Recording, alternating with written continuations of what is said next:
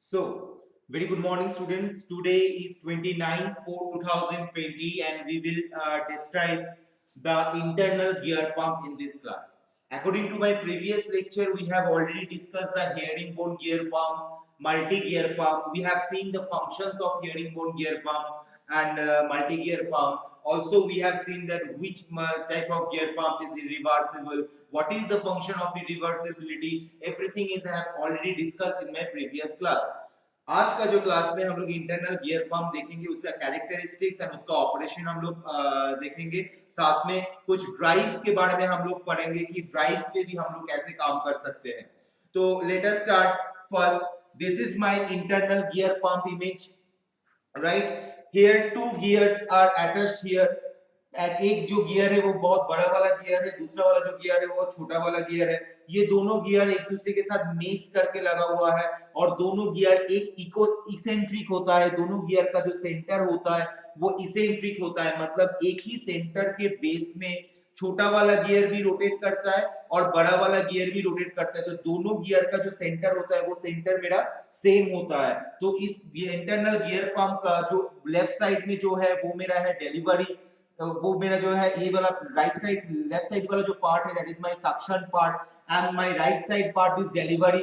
This is the pressure part. It is written as pressure part. इसका मतलब है कि suction part when two internal gears, मैं पहले ही बोला था कि what are the actual pumping action of the gear pump, वो अगर हम लोग ध्यान देंगे तो हम लोग बोल पाएंगे कि जो दोनों गियर था, जो एक मेरा बड़ा साइज का गियर था, एक मेरा छोटा साइज का गियर था, तो ये बड़ा गियर और छोटा गियर जो एज इट इज वो इसेंट्रिक है, मतलब दोनों गियर का जो सेंटर है वो मेरा सेम है, राइट? अब जब बड़ा गियर और छोटा गियर में देखो यहाँ पे उन लोगों का जो टीथ मेसिंग हुआ है, देखो ये वाला पोर्शन को अगर तुम लोग ध्यान दोगे, ये पोर्शन में जो दोनों गियर का टीथ मेसिंग हुआ है, जब दोनों गियर का टीथ इस कंडीशन में मेसिंग है, जब दोनों गियर का टीथ इस कंडीशन में मेसिंग है और जब इस तरीके से रोटेट करना शुरू करेगा, तो देखो अभी मेस कंडीशन में टीथ, ये मेरा एक छोटा वाला गियर है, ये मेरा बड़ा वाला गियर है, तो दोनों टीथ अभी मेसिंग है। जब भी बड़ा वाला गियर रोटेट करना शुरू करेगा, छोटा वाला गियर भी रोटेट करना शुरू करेगा, तो बीच में जो एक गैप क्रिएट होगा, उस गैप की वजह से एक सक्शन क्रिएट होगा, एक वैक्यूम क्रिएट होगा।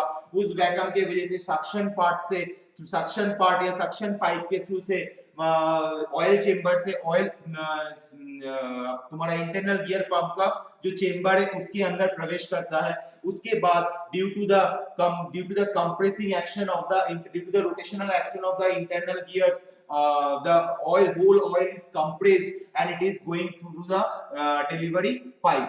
ये मेरा बेसिक ऑपरेशन है, बेसिक वर्किंग प्रिंसिपल है। इस गियर पंप में हम लोग एक क्रिसेंट शेप सेपरेटर यूज करते हैं। ये क्रिसेंट शेप सेपरेटर का काम है क्या है कि दोनों गियर को सेपरेट रखने का काम पे आता है।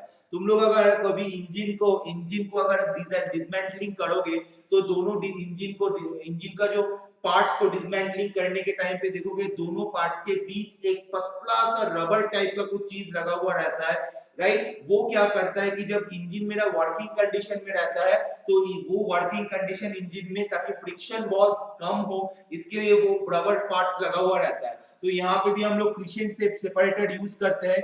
जो मेरा पहला काम है कि ऑयल जो सक्शन पार्ट से एंट्री करता है वो ऑयल इस क्रिसेंट सेपरेटर के थ्रू से कैरिड आउट होता है, कंप्रेस्ड होता है गियर के थ्रू से, और वो डिलीवरी पार्ट से डिलीवरी पाइप से निकल जाता है। तो यहाँ पे ऑयल का जो प्रेशर होगा वो कम होगा और इस पार्ट में ऑयल का जो प्रेशर होगा वो सबसे ज्यादा होगा। नाउ मैं आ रहा हूँ उसके कैरेक्टरिस्टिक्स में इंटरनल गियर पंप का। इंटरनल गियर पंप का कैरेक्टरिस्टिक्स क्या है वो थोड़ा हम लोग ध्यान देंगे अभी। So what are the characteristics of the internal gear pump?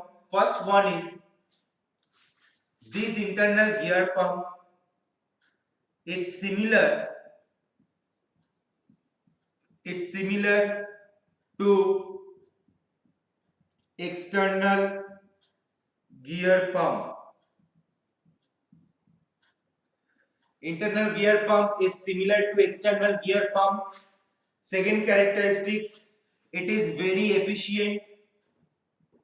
It is very efficient. It is very efficient and less noisy.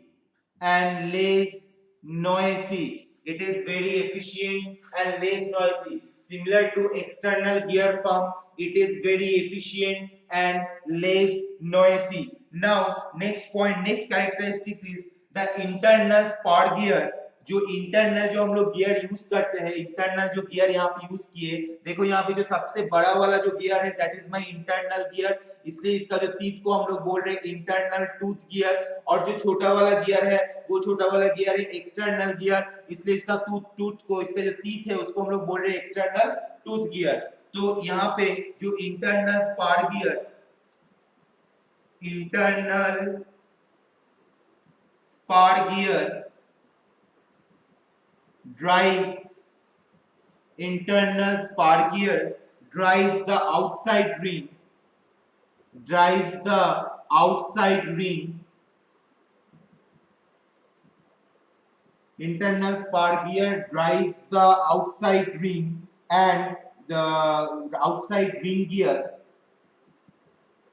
internal spark gear drives the outside ring gear and which is set of the eccentric, which is set of center, which is set of center, मतलब eccentric है। eccentric इसका मतलब क्या है, जो तुम्हारा जो internal spar gear है, जो मेरा बड़ा वाला जो गियर है उसको हम लोग इंटरनल स्पार गियर बोल रहे हैं, और ये इंटरनल स्पार गियर जब रोटेट करना शुरू करता है, जब मोटर के साथ जो मेरा शाफ्ट कनेक्ट हुआ रहता है, वो शाफ्ट के थ्रू से जब इंटरनल स्पार गियर में रोटेट करना शुरू करता है, तो it drives the outside ring gear also. Outside ring gear मतलब छोटा वाला जो गियर है उसको हम लोग आउटसाइड रिंग गियर बोल रहे हैं। तो जब मेरा बड़ा वाला इंटरनल टूथ गियर रोटेट करना शुरू करता है, एज इट इज ये दोनों गियर इसेंट्रिक है, दोनों गियर का जो सेंटर पॉइंट है वो दोनों सेंटर पॉइंट इसेंट्रिक है, कंसेंट्रिक है। दैट्स व्हाई बड़ा वाला अगर स्पार गियर रोटेट करेगा तो छोटा वाला जो आउटसाइड जो रिंग गियर है वो भी मेरा रोटेट करता है। तो ये मेरा एक कैरेक्टरिस्टिक्स हुआ। नेक्स्ट कैरेक्टरिस्टिक्स क्या है, one crescent shaped separator, one crescent shaped separator, one crescent shaped separator is used to differentiate, is one crescent shaped separator is used which is a stationary part, is used to carried oil and separate two gears, separated two gears। इसका काम है क्या है, हम लोग दोनों internal spar gear और outside ring gear, ये दोनों गियर के बीच हम लोग एक क्रिसेंट सेपरेटर को यूज करते हैं। इसका काम क्या है कि जब सक्शन पार्ट से जब मेरा ऑयल एंट्री होता है, सक्शन पार्ट से जब मेरा ऑयल एंट्री होता है, वो ऑयल क्रिसेंट सेपरेटर के थ्रू से कैरिड आउट होके, कंप्रेस्ड होके pressure part I mean discharge part में आता है, और डिस्चार्ज पाइप के थ्रू से वो एग्जिट हो जाता है, डिलीवरी पाइप के थ्रू से वो डिस्चार्ज हो जाता है, राइट। ये जैसा इसका एक क्या बोलते हैं कैरेक्टरिस्टिक्स है, वैसे ये और एक चीज करता है which is separated to gear, दोनों गियर को सेपरेट करके रखता है। एग्जांपल लो, मान लो यहाँ ये मेरा शाफ्ट है, राइट, तो इसेंट्रिक मतलब यहाँ पे एक गियर लगा हुआ है और यहाँ पे एक गियर लगा हुआ है, तो ये दोनों हाथ मेरा दोनों गियर, एक मेरा बड़ा गियर है और एक मेरा छोटा गियर है, राइट। तो ये दोनों गियर का सेंटर जो है वो इसेंट्रिक है, कंसेंट्रिक है, बट बीच में एक सेपरेटेड गियर लगा हुआ है ताकि अगर ये स्पार गियर जब रोटेट करेगा, जब ये स्पार गियर रोटेट करेगा तब ये छोटा वाला रिंग गियर भी रोटेट करेगा इस तरीके से, तब ये दोनों के बीच कोई कनेक्शन ना हो, दोनों के बीच ज्यादा कनेक्शन होने की वजह से फ्रिक्शन जनरेट हो सकता है, हीट जनरेट हो सकता है, तो उस चीज को कम करने के लिए यहाँ पे ये क्रिसेंट सेपरेटर यूज किया जाता है। And it reduce friction and heat also, it reduce friction and heat also।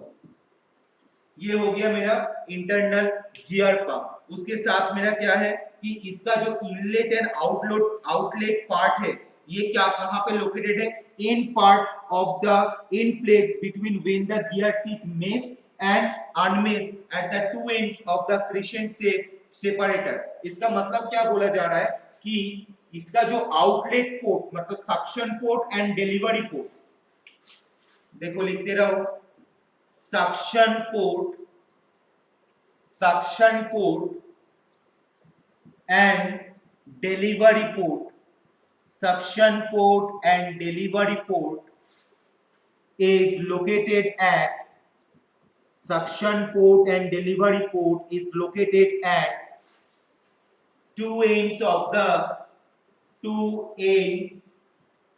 the crescent shaped separator, crescent shaped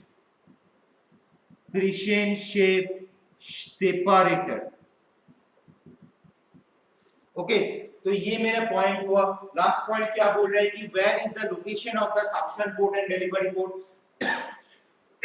sorry, suction port and delivery port कहां पे? Suction port and delivery port जो मैं crescent shape separator use करता हूं. Crescent shape मतलब क्या है?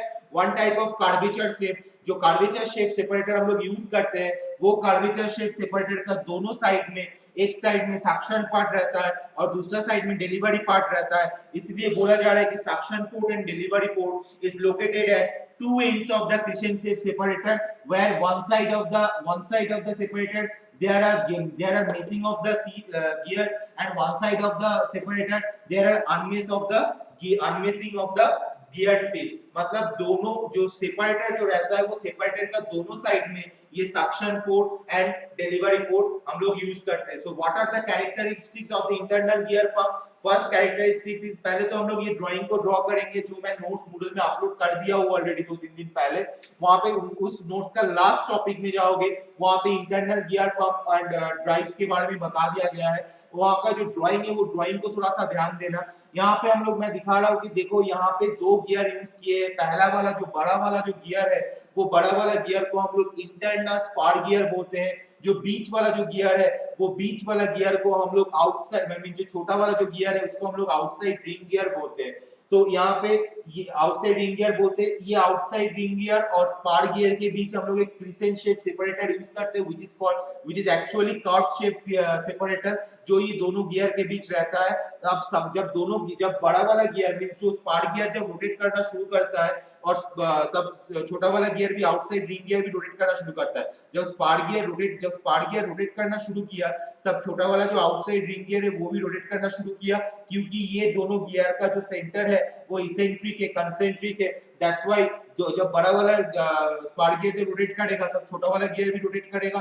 अब जब बड़ा दोनों गियर रोटेट कर रहा है तब दोनों गियर के टीथ के बीच ऑब्वियसली मेशिंग हो रहा है. अब जब दोनों गियर रोटेट करेगा तब अब दोनों गियर का टीथ के बीच में एक वैक्यूम जनरेट होगा, एक सक्शन क्रिएट होगा. जब भी वो सक्शन क्रिएट होगा तब सक्शन पोर्ट से एंड ऑयल चेंबर से सक्शन पोर्ट के थ्रू से वो ऑयल इंटरनल गियर पंप का चेंबर में एंट्री करता है और कंटिन्यूअस रोटेशन के वजह से और separated crescent curve shape separator की वजह से वो ऑयल कैरिड आउट होता है सक्शन पोर्ट से डिलीवरी पोर्ट तक. और on the way of the from suction port to the delivery port, मतलब यहाँ से इस डायरेक्शन में जब ऑयल जाता है सक्शन पोर्ट डिलीवरी पोर्ट में, तब due to the gear rotation compression pressure is increased means power is increased, and after that compressed oil, that pressure oil is discharged from the outlet part. So what these are the characteristics. First point is similar to the external gear pump. Second one is it is very efficient and less noisy.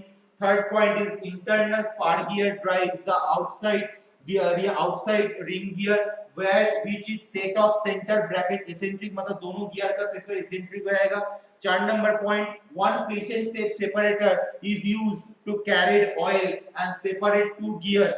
दोनों gear को separate करके रखता है ये curve shape separator. And ये क्या करता है? ऑयल को सक्शन पोर्ट से डिलीवरी पोर्ट तक कैरी करता है. And third point, it reduce also friction and heat also, right. 5 number point क्या है, suction port and delivery port is located at two ends of the crescent shape separator. जो suction port and delivery port है वो दो Krishan shape separator का दोनों and में, एक एंड इधर है एक एंड इधर है, सक्शन पोर्ट इस साइड में रहेगा, डिलीवरी पोर्ट इस साइड में रहेगा। तो ये था मेरा characteristics of internal gear pump. इसके बाद हम लोग देंगे what are the operations of internal gear pump. It may be similar like जो मैं बोल चुका हूं वही चीज को मैं फिर से एक बार समझाऊंगा, बट देख लेते हैं क्या बोला गया है। So, what are the operations of internal gear pump? Operation of the internal gear pump is, first point is oil is transferred. Oil is transferred from inlet to the oil is transferred from inlet to outlet port. Inlet to outlet port. Okay क्या बोला जा रहा है कि oil suction part से outlet part, मतलब inlet part से outlet part, inlet port से आउटलेट पोर्ट, ये जगह पे ट्रांसफर होता है। अब किसके थ्रू से ट्रांसफर होता है? अब सेकेंड थोड़ा समझना। हाँ, जब इंटरनल गियर, और इंटरनल गियर क्या है? इंटरनल गियर मेरा बड़ा वाला गियर है। इंटरनल गियर जब रोटेट करता है तब उसके साथ इसेंट्रिक सेंटर में जो मेरा आउटसाइड रिंग गियर लगा हुआ है वो भी रोटेट करेगा। जब ये दोनों गियर रोटेट करेगा तो सक्शन पोर्ट के नियर बाय जो गियर टीथ है तो वो गियर टीथ इस तरीके से रोटेशन करेगा। इसके वजह से बीच में जो ये वैक्यूम क्रिएट हुआ है, ये जो बीच में वैक्यूम क्रिएट हुआ है, इस वैक्यूम के वजह से सक्शन पार्ट से ऑयल वो दोनों गियर के बीच में जाके ट्रैप्ड होगा, और due to the rotation of the gear वो जो ट्रैप्ड ऑयल टाइटली सील्ड होगा दोनों गियर के टीथ के बीच, एंड वो कंप्रेस्ड होगा। उसके बाद वो क्रिसेंट शेप सेपरेटर के थ्रू से वो कैरिड आउट होगा। कैरिड आउट कहां तक होगा? कैरिड आउट होगा डिलीवरी पोर्ट तक। उसके बाद डिलीवरी पोर्ट से डिस्चार्ज होके निकल जाएगा। ये मेरा है बेसिक इंटरनल गियर पंप का फंडा। ठीक है, तो उसको अगर मैं पॉइंट वाइज अगर मैं लिखूंगा तो क्या लिखूंगा? Oil is transferred from inlet to the outlet port. Second one, internal gear drives the external gear. Internal gear drives the external gear. Internal gear drives the external gear and affects a fluid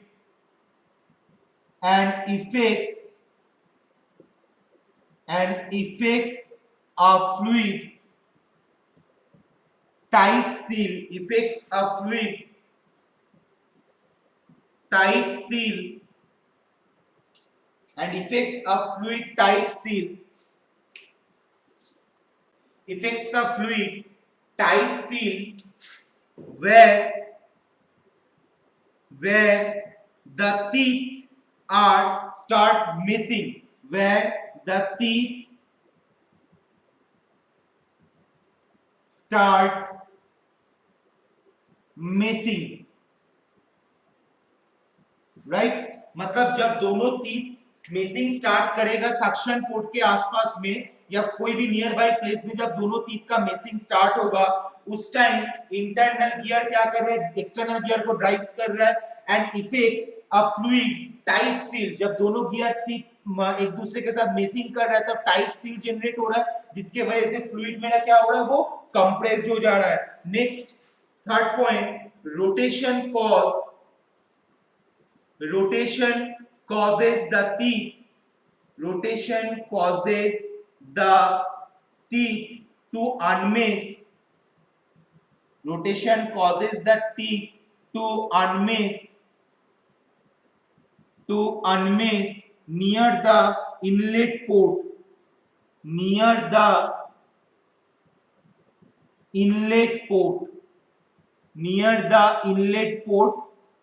Cavity or vacuum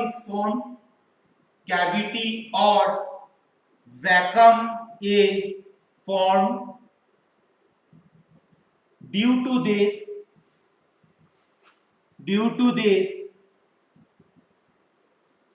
oil is entered, due to this oil is entered through suction port, right?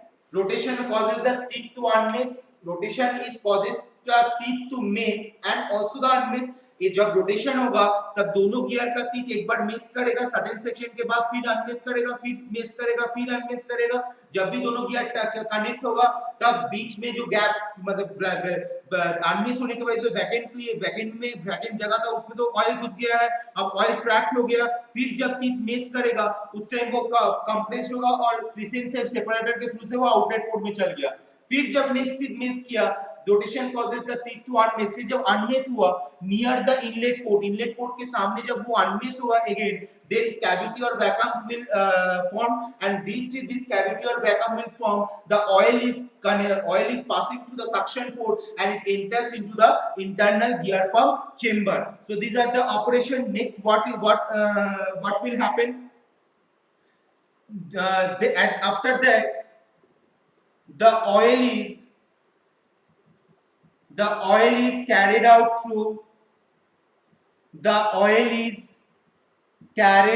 through curved shaped separator,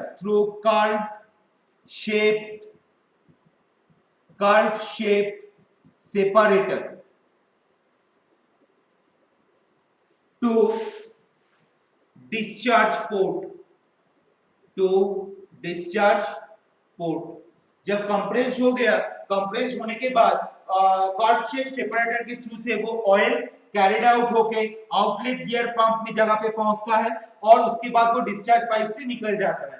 इस internal gear pump का ये मेरा operation हुआ, पहले entry हुआ, उसके बाद फिर जब अनमिसिंग हुआ तब एंट्री हुआ, जब मिस हुआ गियर दोनों गियर का टीथ तब वो कंप्रेस्ड हुआ, सेपरेशन सेपरेटर के थ्रू से वो कैरिड आउट हुआ और डिलीवरी पाइप से वो निकल गया। These are the operations of the internal gear pump. Now, what are the advantages of the gear pump? There is a single advantage. Advantage is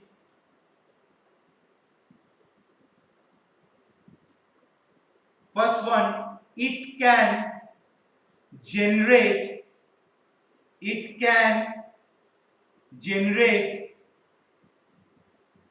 maximum pressure up to 400 bar. It can generate maximum pressure up to 400 bar. Second, it is very less noisy operation. Is very less or noisy operation. तो ये मेरा हो गया है advantage. तो what we have learned the operations of the internal gear pump. We have learned the advantage. What are the advantage? The main advantage of the internal gear pump is it can generate the maximum pressure up to 400 bar. 400 बार तक हम लोग का ये internal gear pump pressure generate कर सकता है। And दूसरा है कि ये बहुत लेस नॉइजी ऑपरेशन है क्योंकि ये 400 बार जब प्रेशर जनरेट होता है तो बहुत ही कम साउंड में ये प्रेशर जनरेट हो सकता है। Now we will discuss drive.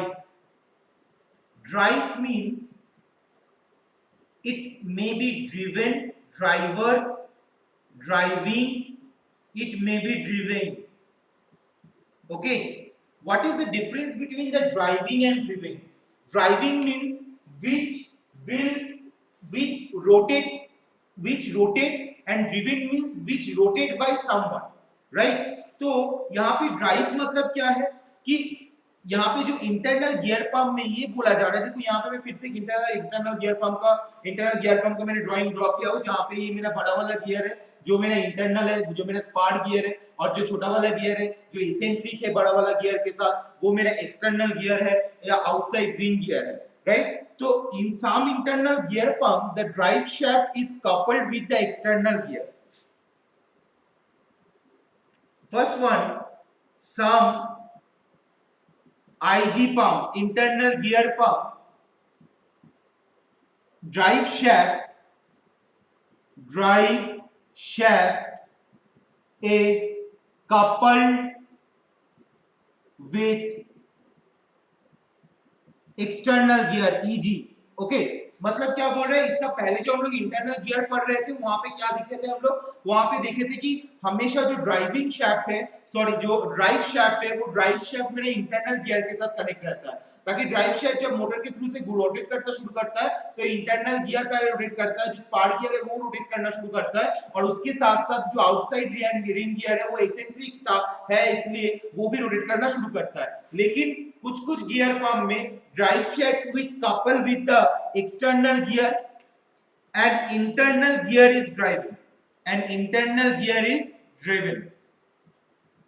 मतलब जब shaft रोटेट करेगा तब छोटा वाला गियर रोटेट करेगा, और छोटा वाला गियर जेहेतु रोटेट करेगा और उसके साथ स्पार्क गियर मेरा इसेंट्रिक है वो इंटरनल गियर रोटेट करेगा। पिछला कंडीशन में इंटरनल गियर रोटेट कर रहा था, साथ में एक्सटर्नल गियर रोटेट कर रहा था, और अभी इस कंडीशन में ड्राइव कंडीशन में एक्सटर्नल गियर रोटेट कर रहा है पहले, उसके बाद मेरा इंटरनल गियर रोटेट कर रहा है।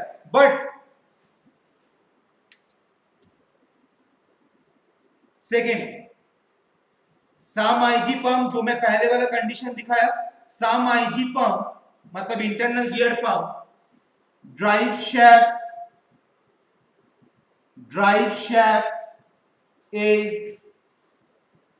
coupled with internal gear IG and external gear is driven, जो मेरा पिछला वाला कंडीशन था, okay, is driven, right? When the external gear is driven gear, now next condition, when the external gear is driven gear, when the external gear is in driven condition, is the driven gear, is the when the external gear is the driven gear, by rotating the crescent shape, ये जो crescent shape separator है ये क्या करता है, rotate करता है, by rotating the crescent shape separator, rotating the crescent shape separator, crescent shape separator, crescent shape separator and the assembly and the gear assembly and the gear assembly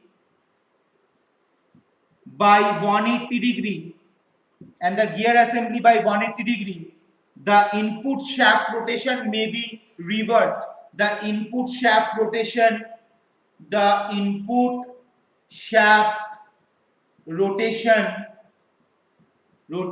may be reserved, input shaft rotation may be reserved। इसका मतलब क्या बोल रहा है, बोल रहा है कि जब when the external gear is the driven gear, जो मेरा according to the second condition, अगर मेरा एक्सटर्नल गियर जो है वो मेरा अगर ड्रिवन है, इसका मतलब है इंटरनल गियर पंप में drive shaft is coupled with the internal gear drive कर रहा है और एक्सटर्नल गियर मेरा ड्रिवन है। जब एक्सटर्नल गियर मेरा ड्रिवन है तब ये जो क्रिसेंट शेप सेपरेटर है इसको अगर मैं 180 डिग्री एंगल, देखो ये मेरा अभी जिस कंडीशन में है, ये वाला जो कंडीशन, अगर मैं इसको इस कंडीशन में करूं तो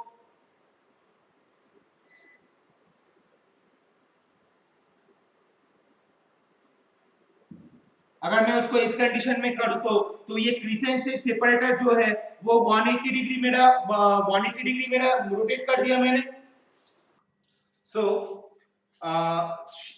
क्या करना है कि देखो अगर हम लोग इसको 180 डिग्री रोटेशन करवाते हैं तो मेरा ऊपर वाला जो ये वाला जो पोर्शन, ये जो पोर्शन है ये पोर्शन मेरा ऊपर में चल गया है और जो क्रिसेंट शेप सेपरेटर है वो मेरा नीचे की तरफ आ गया है, जिसकी वजह से क्या होता है जो इनपुट शाफ्ट है, मतलब जो शाफ्ट मेरा एक्चुअल ड्राइविंग है, right, that shaft rotation may be reserve, may be reverse, sorry यहाँ पे गलत लिखा हूं, मे बी रिवर्स्ड,